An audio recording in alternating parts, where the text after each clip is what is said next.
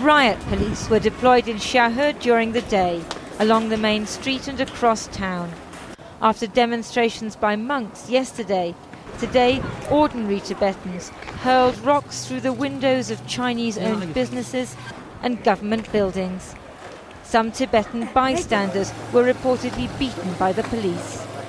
They beat them and kicked them and tried to get the man and the woman. She tried to protect the man, but she couldn't because they also beat her. Was she hurt? I don't know. I was so scared that I didn't see. I was trying to get out of the place. In Lhasa, the Tibetan capital, troops and paramilitary patrolled the streets in a show of force. The central old Tibetan quarter has been cordoned off, and there are soldiers armed with automatic weapons all over the city. It was quieter today than yesterday, but some Tibetans continued to loot and burn the property of Han Chinese and the Muslim Hui.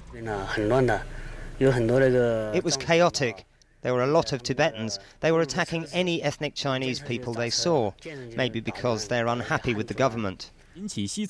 Chinese television showed for the first time pictures of yesterday's violence, when Tibetans attacked anything belonging to their Chinese neighbours, who they regard as occupiers. The Chinese government says this unrest has been instigated by the Dalai Lama, but eyewitnesses say it seems disorganised and spontaneous.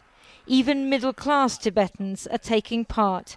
An outburst of anger which started with monks commemorating the day the Dalai Lama fled into exile and has now spread from Lhasa to other Tibetan towns in China. The Chinese government says that the Tibetan rioters have until Monday to surrender. In the meantime, they seem to be moving in massive numbers of troops and paramilitaries and riot police to all the areas where there's been trouble and where there might be trouble in the coming days. They're giving the message that the Chinese government doesn't tolerate this kind of unrest. Lindsay Hilsum, Channel 4 News, Gansu Province.